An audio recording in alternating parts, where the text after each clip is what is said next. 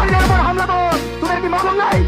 এই কাপড় সে তো তোদেরকে সাবধান করে দিচ্ছি, আর কোনো আমার মা বোনের উপর যদি হামলা হয় তোদের ঠিকানা এই বাংলাদেশে হবে না। তোদের কি মা নাই? যে ডাকসু বেশ্যাখানা ছিল,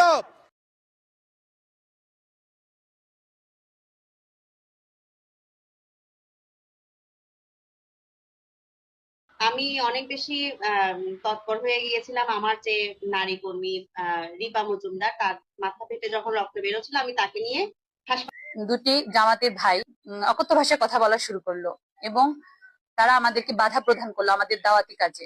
একটু বাধা প্রদান করলো, তারা মারপিট শুরু করে দিল, সেখানে তাদের উপর হামলা চালালো। এবং আমি যখন সে হামলাকে বাধা প্রদান করতে চেষ্টা করলাম যে না, আজ যদি এটা না বাড়ে, তখন তারা আমার ভাই এবং ফয়সালের উপরে আরো আক্রমণ করলো এবং আমাকে হেনস্থার শিকার করলো এবং আমাকে একটি পর্যায়ে তারা গায়ে ধাক্কা দিয়ে ফেলে দেয়।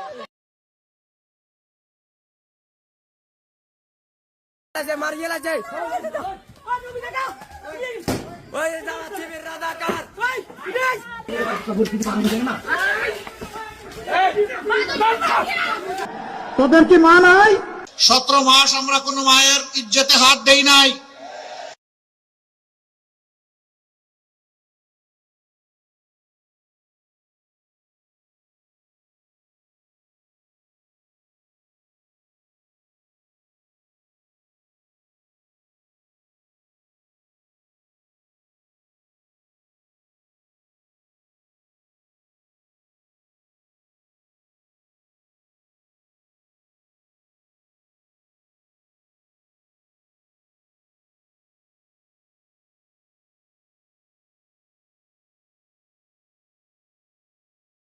আমরা বলেছিলাম এগুলা আমাদের খাসলতের সাথে, চরিত্রের সাথে যায় না, আমরা এগুলা করি না।